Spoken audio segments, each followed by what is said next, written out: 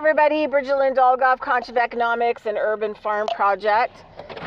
Anyway, oh my God, like, the world is nuts, and people are nuts, and people misappropriate power over other people for no reason, just because I don't like it, I'm gonna kick your ass and destroy your life. Yeah. Anyway, I wanted to talk about something, one thing, a big thing I can't really talk about all the way, but hey. So I was raised in the desert in Nevada in a county that's probably still the last conservative county in Nevada. COVID stuff, I was kind of forced back to the area waiting for the self-unemployment, which, go back and look at my videos that I never got. And Nevada, eventually, I think it was like in May 2024, admitted publicly in a public notice in a Nevada paper that they gave all of the self-unemployment COVID money away, $2 billion. So no matter what, I was never going to get it. And I was approved for 1, 2, and 3, which means that the state of Nevada stole the money that the federal government gave them in behalf of me. And because I fought so hard, eventually what they did was they did an illegal maneuver. And they claimed that they paid me. And then they went ahead and illegally did a court hearing behind closed doors and said that I owed them a non-criminal repayment of this money that I never received. Yeah. And so while I'm waiting for the money so I can make some decisions about, I was on the road traveling to see patients and doing a lot of biodynamic farming stuff. Basically for 15 years. So I didn't really need a place to live because, I would be at like a month or two, like at each location working. And then it would take me about 6 months to make the trek again to go see the patients again and whatever else. So couldn't get back on the road, kind of got stuck in campgrounds and spent all the money I had. And it just kind of went on and on and on. There was a whole bunch of other just horrific details that I don't feel like getting into. Anyway, I've talked about this before on my channel about looping. Like it's something, it's not like looping timelines and all this other stuff, jumping, different dimensions like you're told. It's more of kind of a shamanism type term. And I've talked about this before. You can go back and look at some of the information that I've put out about looping, where the same events happen over and over again, but maybe the names are changed. But if you look at the details of the exact events, you will find so many commonalities, and it's a looping program that you got stuck in, usually through trauma, post-traumatic stress event, kind of hit when you weren't prepared with whatever it is, and then it just keeps looping over and over and over again. Anyway,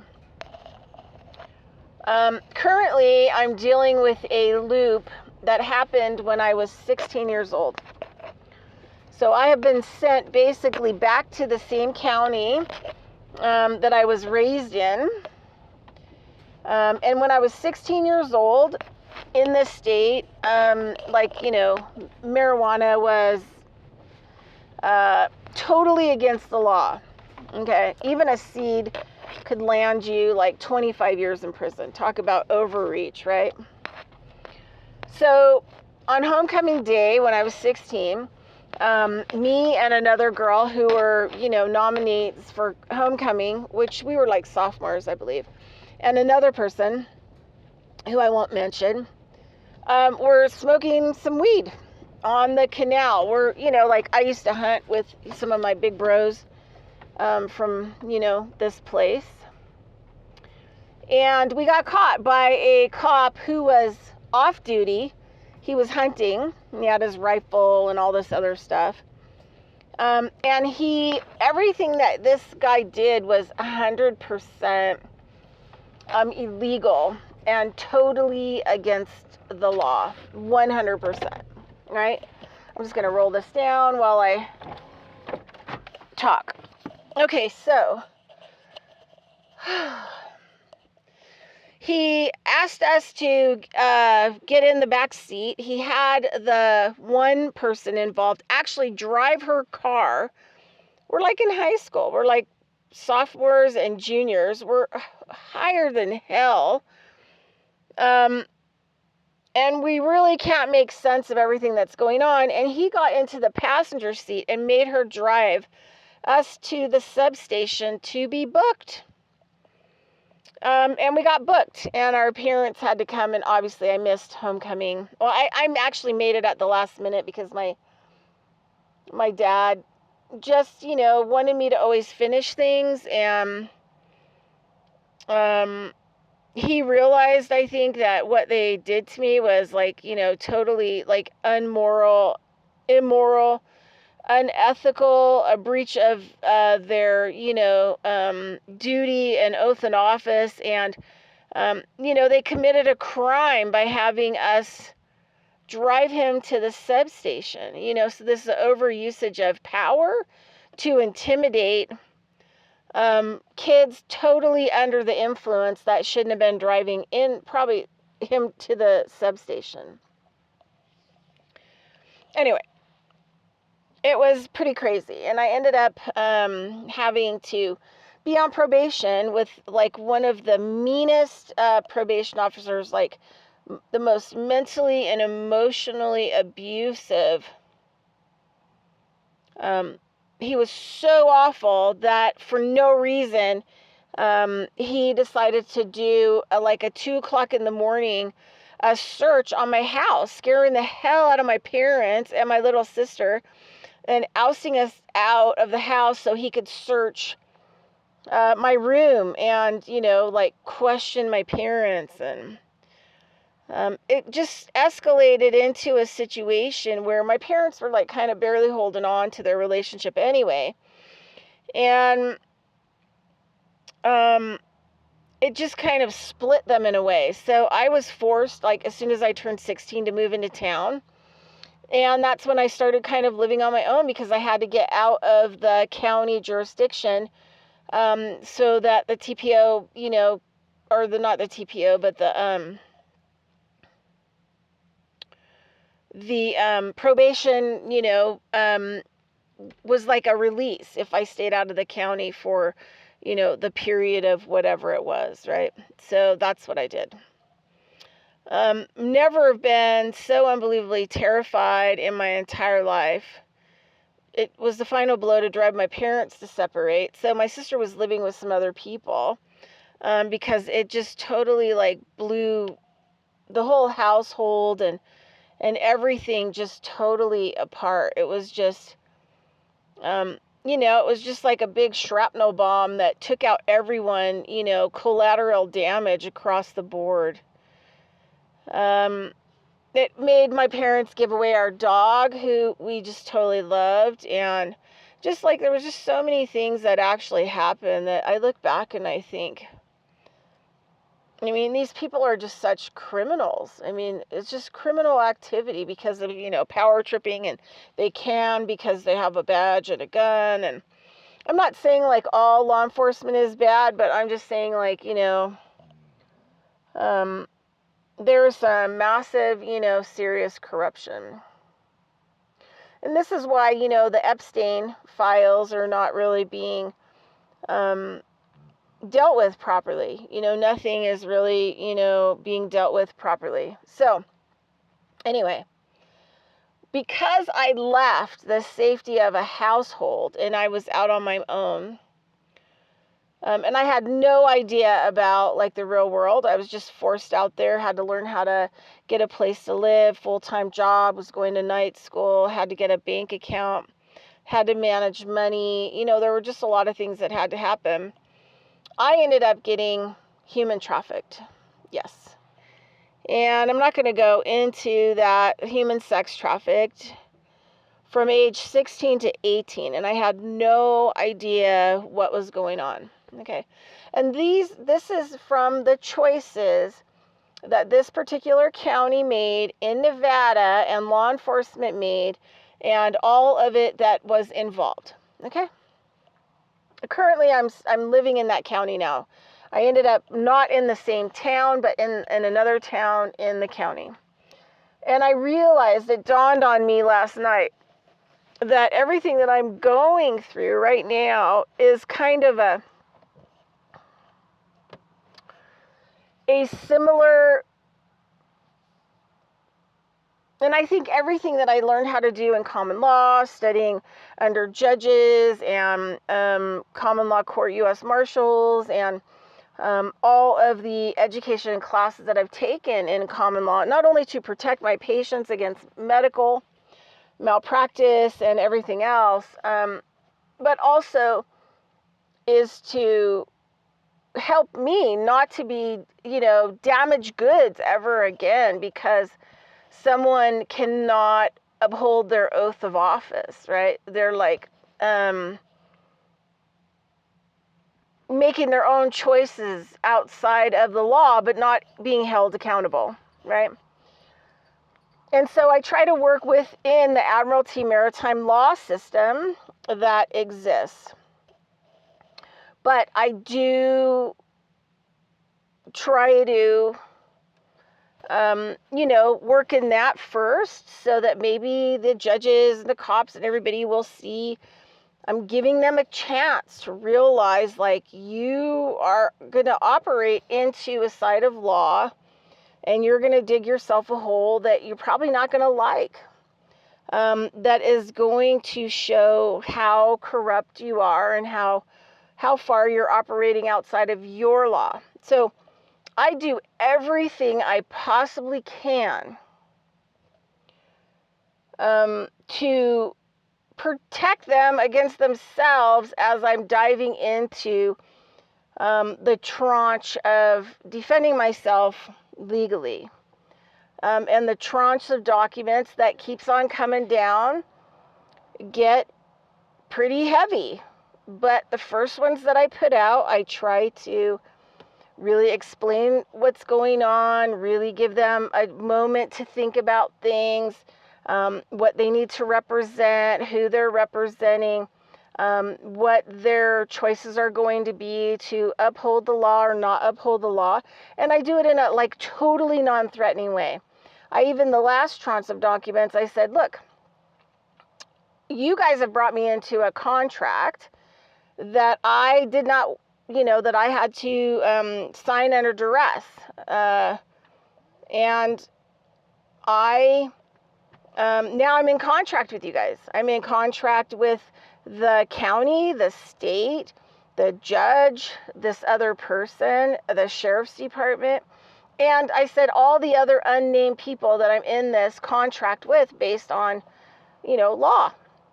And so I've been pulled into something that I absolutely did not want to become. So I want it dismissed, period, end of story. This is why, these are the laws, this is what happened.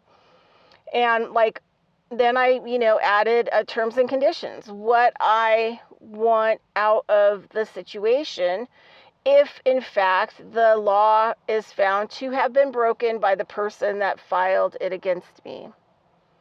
And I asked for a discovery and all this other stuff. But I also stated in there, I can't make the decision for all the other contracted parties in the situation, but these are what my terms and conditions are. And you guys will have to figure out what this means to you and how you want to proceed, right? So I'm not telling them what to do. I'm just telling them what I want to do and, what my situation is. Now, the next tranche of documents, so far I haven't heard anything. They haven't notified me in writing about if they're going to dismiss it or not. It's been over a week. And sometimes it's good that they're going to sit on this stuff and try to figure it out. And maybe they're going to do the right thing and they're going to Question the other person, especially when you're claiming that they gave false and misleading information, because perjury is a 1 to 4 years sentence in jail and by the NRS codes in Nevada.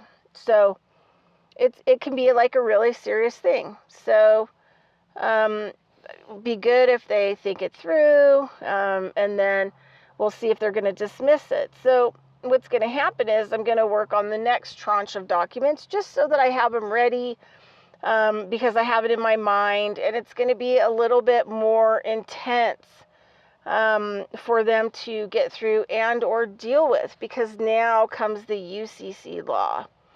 And there are a lot of UCC laws, not just UCC 1, but there are a lot of UCC laws that dictate that nobody really knows about, except for me.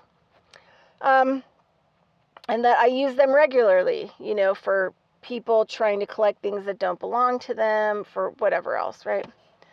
Now, if my belongings weren't being held captive, like clothing, my assets, and all this other stuff, and documents, I wouldn't be so pissed off about this action. But I'm basically living in limbo without the ability to move forward and on.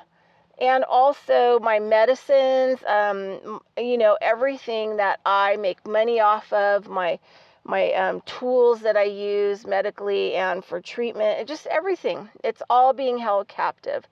So I'm like forced at a standstill, right? So I have to do due diligence, and I have to do this kind of work, and it takes hours and hours and hours and hours and hours of my time to do. So thousands and thousands and thousands of dollars. I mean, I probably have already spent, if I could have found an attorney, if I could have got them to represent me, I've probably spent at least $5,000 in hourly fees in my own time frame, getting this done and completing it. So anyway, so what I realized this last night was that this is a loop. This is me, the prodigal son, coming back to basically the original scene of the crime, the original sin, to get a chance to do and clear up my own internal and mental and emotional, and maybe, with my parents having passed on, maybe also to clear up some type of energy for them that maybe or maybe not may help them on some level. Who knows? Maybe they're helping me to become a master of my own life. And this is part of it, because it was so traumatic back then that I've always just been terrified of standing up for myself, because it was just so abusive and just destroyed everything around me for no reason, for absolutely, positively no reason, but the abuse of power. So I just want to let you know that sometimes the worst, darkest things, is it visceral to me? Oh my God. I just want to vomit today. Every time I have to go to the mailbox and see if there's a letter in there, whether they're going to dismiss or they're not going to dismiss and they're going to keep on going, just parking in front of the mail place, I just want to projectile vomit all over. I don't sleep. I haven't even slept in 2 weeks, really. I mean, it's just been so unbelievably crazy. It's just such, yeah, anyway. But anyway, I just kind of wanted to throw that out there, that sometimes you've got to loop back to clear up. I love this. FEAR, fear. I usually use the one, in my past when I was young would be fuck everything and run, FEAR. But now I look at FEAR false evidence appears real. So you have to confront that false evidence, right? Because it may have had it was an evident type event in your life, but it doesn't mean that it's true or fact. And you have to be your own decider of that. And for people that are biblical, I went to seminary school and I was ordained in 1996, and I just don't follow that pathway. I follow the native ways and the native traditions based on my heritage, and instead, and in the Bible, in the Jesus section that's read, it says to continue to work out your own salvation with fear and trembling. And so sometimes you got to fake it till you make it. Sometimes you got to reach so far deep in yourself that you almost break yourself in order to free yourself. All right. Have a great day. Talk to you later. Bye-bye.